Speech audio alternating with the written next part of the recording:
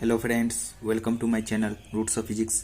तो इससे पिछले वीडियो में हमने चार्ज डिस्ट्रीब्यूशन के बारे में पढ़े थे। तीन तरह का charge distribution, line charge distribution, surface charge distribution and volume charge distribution. ठीक है, तो आज हम देखेंगे एक न्यूमेरिकल जो मेरा ये है कि एक ना एक्सटेंडेड चार्ज हमको दिया हुआ है, पॉजिटिव चार्ज एक्सटेंडेड है यहाँ पे, और इसकी वजह से हमको इस पॉइंट चार्ज पे पूछ रहा है कि नेट फोर्स कितना होगा, इलेक्ट्रोस्टैटिक फोर्स। तो देखिए यहाँ पे लिखा हुआ है फाइंड द इलेक्ट्रोस्टैटिक फोर्स या कूलम्ब फोर्स। इलेक्ट्रोस्टैटिक फोर्स को ही कूलम्ब फोर्स भी बोलते हैं। Between a point charge Q and a uniformly charge rod of length L and charge Q as shown. कह रहे हैं कि एक यूनिफॉर्मली चार्ज ये रॉड है, इस पर चार्ज Q है और लेंथ इसका L है, तो इस पे कितना फोर्स होगा, इसकी वजह से ये हमको पूछ रहा है।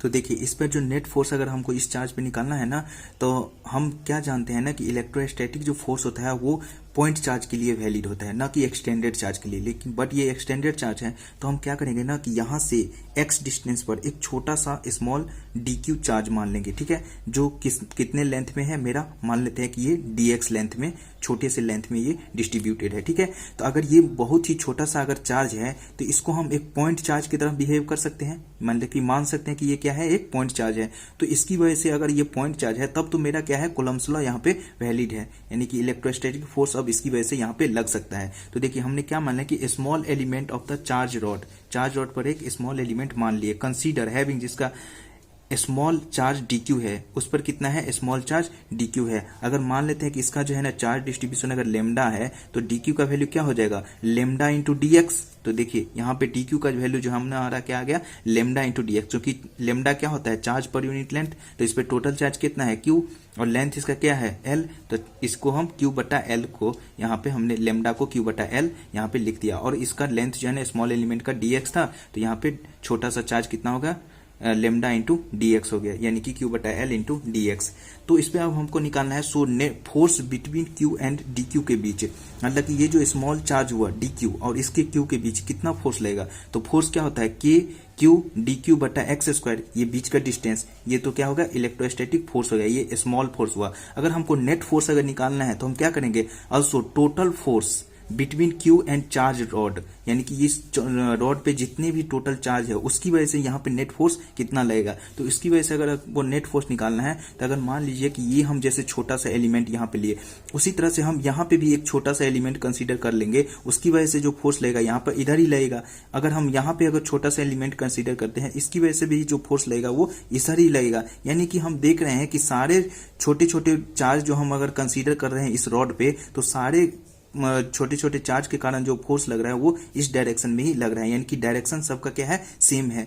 तो हम क्या कर सकते हैं ना, इन सारे छोटे छोटे जो चार्ज की वजह से जो फोर्स लग रहा है उसको हम ऐड कर सकते हैं। तो ये हम क्या कर रहे हैं, तो जो छोटे छोटे चार्ज की वजह से जो df छोटा छोटा फोर्स लग रहा है हम सारे को ऐड कर रहे हैं, और ये हम स्पेस से फैक्टर इसलिए हटा दें क्योंकि सारे का डायरेक्शन क्या है, सेम है। तो देखिए यहाँ पे df का वैल्यू हमने यहाँ पे निकाल रखा है, तो हम इसको यहाँ पे पुट कर दिए। ठीक है, अब हम क्या करेंगे ना कि ये हमारा जो मतलब कि Q चार्ज है और यहाँ पे जो dq चार्ज है, dq चार्ज का वैल्यू हम यहाँ पे रख दिए। dq चार्ज का वैल्यू कितना था, q बटा l इंटू dx, तो हमने यहाँ पे q बटा l इंटू dx रख दिए। ठीक है, अब हमारा क्या है, k q और l, ये क्या है, कांस्टेंट है, तो इसको हम क्या कर दिए, बाहर कर दिए।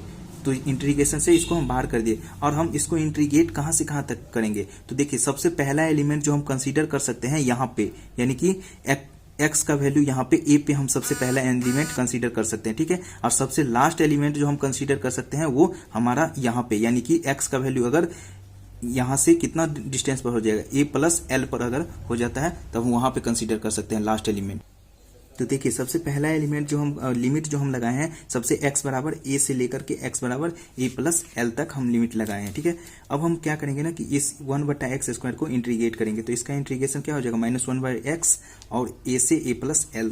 अब फिर अगर हम इसको इंटीग्रेट करके यहाँ पे अगर वैल्यू पुट करेंगे ना, तो ये मेरा इतना आ जाएगा, और इसको जब हम सॉल्व करेंगे एलसीएम लेके, तो ये मेरा फोर्स नेट जो आ जाएगा वो q बटा a into a plus l आ जाएगा, यानी कि नेट फोर्स मेरा जो इस पे लगेगा स्मॉल q चार्ज पे वो इतना लगेगा। ठीक है, अब हम अगला क्वेश्चन देखते हैं। देखिए अगला क्वेश्चन क्या है कि ये एक फाइनाइट लेंथ का चार्ज है। ठीक है, और इस पे यहाँ पे एक स्मॉल q चार्ज है, तो यहाँ से जो है ना मिड पॉइंट से, मतलब इस रॉड के मिड पॉइंट से यहाँ पे d डिस्टेंस पर एक small q charge, positive charge रखा हुआ है। ठीक है, तो हमको पूछ रहा है क्या कि इस पे नेट फोर्स यहाँ पे कितना होगा, यानी कि इस जो चार्ज डिस्ट्रीब्यूशन है, फाइनाइट चार्ज डिस्ट्रीब्यूशन, इसकी वजह से यहाँ पे कितना चार्ज मतलब नेट फोर्स लगेगा वो हमको निकालना है। ये कैसा है, यूनिफॉर्मली चार्ज रॉड है, यानी कि ये जो है ना पूरे लेंथ में डिस्ट्रीब्यूटेड है, तो इसका हम लीनियर चार्ज डिस्ट्रीब्यूशन लेमडा हम मान सकते हैं। ठीक है, अब हम क्या करेंगे ना कि हम यही चीज करेंगे कि हमको जो है ना ये पूरे एक्सटेंडेड चार्ज की वजह से हमको फोर्स का फॉर्मूला पता नहीं है, तो हम क्या करेंगे ना, सबसे हम जो मतलब कूलम्ब्स लॉ होता है वो स्मॉल चार्ज की वजह से वैलिड होता है, तो हम यहाँ पे सबसे छोटा सा एक चार्ज dq चार्ज हम यहाँ पे ले लेंगे जिसका लेंथ क्या है dx है, यहाँ से हम x डिस्टेंस पर ले लिए। ठीक है, अब देखिए यहाँ पे जो है ना इसकी वजह से जो यहाँ पे फोर्स लगेगा वो इस लाइन में लगेगा, क्योंकि हम जानते हैं कि जो भी चार्ज होता है वो सेंटर टू सेंटर फोर्स लगता है। ठीक है, लाइन ज्वाइनिंग टू सेंटर के अलोंग लगता है। ठीक है, तो इसका दोनों का लाइन ज्वाइनिंग ये है, तो इधर एक छोटा सा फोर्स df लगेगा, यानी कि ये लगेगा।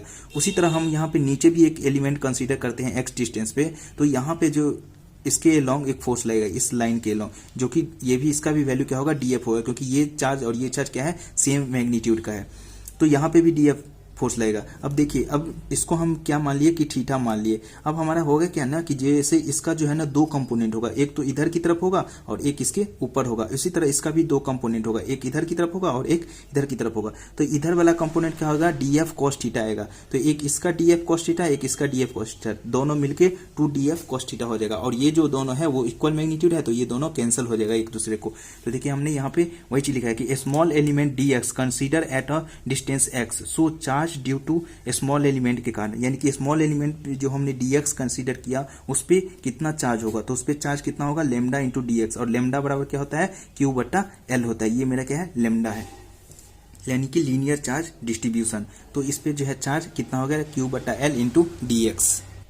तो अब हम क्या देखेंगे कि वो छोटे से एलिमेंट के कारण हमारा जो स्मॉल q पर कितना फोर्स लग रहा है वो देखेंगे। तो so force between small q charge and dq charge के बीच कितना फोर्स लग रहा है df, तो df का वैल्यू कितना हो जाएगा k q dq बटा जो भी बीच का डिस्टेंस का स्क्वायर है। तो देखिए बीच का डिस्टेंस का स्क्वायर कितना होगा, यानी कि हमारा जो बीच का डिस्टेंस है वो ये कितना डिस्टेंस है, ये d था और ये हमने x मान रखा, तो यहाँ पे ये क्या है एक राइट एंगल ट्रायंगल बन रहा है, तो मेरा बीच का डिस्टेंस तो ये था, तो इसको हम क्या निकालेंगे, तो ये क्या है इस ट्रायंगल का हाइपोटेनस है, तो ये x square plus D square हो जाएगा, तो ये मेरा बीच का डिस्टेंस हो गया।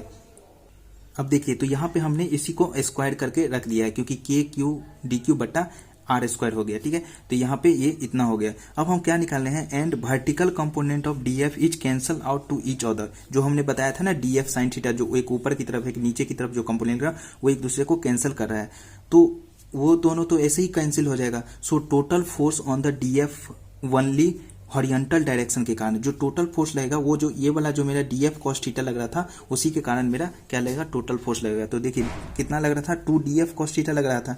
ठीक है, तो जो इस पे नेट फोर्स हो गया, तो हम ये छोटे छोटे एलिमेंट को अगर हम जोड़ देंगे कहाँ तक, और ये जो मैं लेंथ ले रहा हूँ वो कहाँ तक ले रहा हूँ, तो देखिए ये जो मेरा लेंथ है, चूंकि हमने दो एलिमेंट यहाँ पे कंसीडर कर रखा है, ठीक है, तो हमारा जो है ना यहाँ पे हम 2f हमने लगा दिया। ठीक है, तो हम यहाँ से लेंथ लेंगे, यहाँ से या तो ऊपर ले सकते हैं या तो यहाँ से नीचे ले सकते हैं, क्योंकि हमने इन दोनों एलिमेंट के कारण यहाँ पे हमने फोर्स पहले से ही छोटे छोटे फोर्स को हमने जोड़ लिए, यानी कि हम यहाँ पे अगर एक एलिमेंट कंसीडर कर रहे हैं तो ऑलरेडी मेरा यहाँ पे भी एक एलिमेंट कंसीडर हो जा रहा है, यानी कि इसके इससे जितना ऊपर डिस्टेंस कंसीडर कर रहे हैं उतना ही इससे नीचे डिस्टेंस भी ऑलरेडी कंसीडर हो रहा है। क्यों? क्योंकि यहाँ पे हमने 2 टाइम्स से मल्टीप्लाई कर दिया है, तो हमारा जो है ना ये ऊपर नीचे अगर हम यहाँ से 2 से मल्टीप्लाई करते हैं तो अगर हम यहाँ पे कंसीडर करते हैं तो नीचे ऑलरेडी हमारा कंसीडर हो जाता है। इसीलिए हम ये जो लिमिट लगाएंगे वो यहाँ से लेकर के, और ये जो l/2 है यानी कि ये जो टोटल डिस्टेंस है वो अब कितना हो गया l/2 हो गया, तो हम लिमिट यहाँ से l/2 तक हम यहाँ तक लगाएंगे।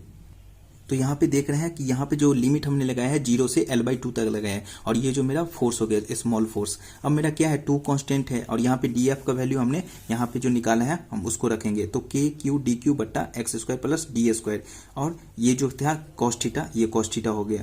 ठीक है, तो अब हमारा यहाँ पे जो जो कांस्टेंट है उसको हम क्या कर देंगे बाहर कर देंगे, तो 2 बाहर था 2 बाहर आ गया, q कांस्टेंट है तो q को भी हम क्या कर देंगे बाहर कर देंगे। तो यहाँ पे देखिए हमने क्या किया है ना कि इसी को हम लिया और कॉस्ट थीटा का वैल्यू भी हमने यहाँ पे निकाल के रख देंगे। जैसे यहाँ पे ये मेरा ट्रायंगल था, ठीक है, ये ए था और यहाँ से ये एक्स था, तो ये मेरा थीटा था, तो कॉस्ट थीटा यहाँ से अगर निकालेंगे तो क्या हो जाएगा, कॉस्ट थीटा बराबर क्या हो जाएगा, ये बेस अपॉन और ये हमको निकालना है, ये x square plus D square है तो बट्टा x square plus D square, तो हमने यहाँ पे वही चीज यहाँ पे हमने रख दिया। तो कॉस्ट थीटा का वैल्यू ये हो गया। अब यहाँ पे मेरा क्या था, जो कांस्टेंट था उसको हम बाहर कर दिए, तो ये बाहर कर देंगे और फिर यहाँ पे ये इतना हो जाएगा x square plus D square का पावर 3/2। अब इसको जब हम इंटीग्रेट करेंगे तो मेरा जो है इंटीग्रेशन इस तरह से आ जाएगा और फोर्स जो हो जाएगा वो 2k क्यू डी बटा एल और L square plus 4d square का पावर 1/2 हो जाएगा। तो आप ना इसका इंटीग्रेशन करके देख लेना, ठीक है।